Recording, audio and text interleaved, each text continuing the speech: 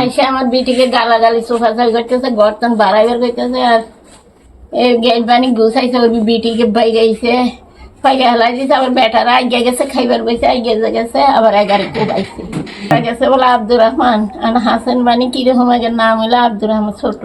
আমার নাতিন বিটির সাল বিচার কি চামু, আমার নাতিন ঘরে যে আমি প্রতিশোধ চাই। হ্যাঁ, আমরা যা শুনছি এবং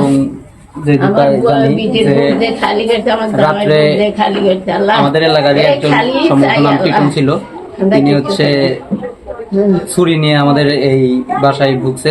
ঢোকার পরে হচ্ছে হাসান এবং আব্দুর রহমান তাদের উপর গুরুতর হামলা করছে এবং হামলা দুজনই গুরুতর আহত।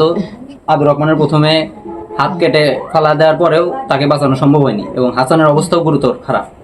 তো আমরা এলাকাবাসী চাই যে এই ধরনের খারাপ কাজের একদম মূল পরিণতি হওয়া উচিত ফাঁসি। তো এলাকাবাসী সবাই আমরা ফাঁসি চাই এবং এই পরিবারের পাশে আমরা সবসময় থাকবো, আছি। যত দ্রুত এই তদন্ত করে শাস্তি দেওয়া যায় আমরা শাস্তি চাই।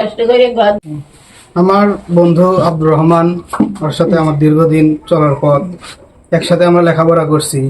ও খুবই আমার ভালো কাছের বন্ধু ছিল।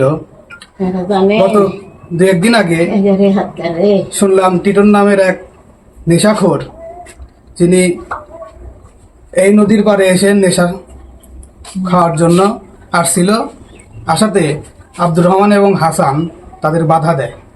তো এই বাধা দেওয়াকালীন ও টিটন যে লোকটা আছে আব্দুর রহমান এবং হাসানকে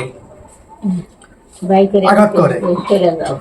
তারপরে ঘটনা আমি শুনেছি যে ছুরির আঘাত করে, আব্দুর রহমানের হাতে আঘাত করে এবং ঘাড়েও আঘাত করে।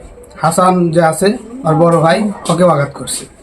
তো আমি এলাকাবাসীর পক্ষ থেকে দাবি জানাচ্ছি যে টিটনের দৃষ্টান্তমূলক শাস্তি চাই এবং ফাঁসি চাই।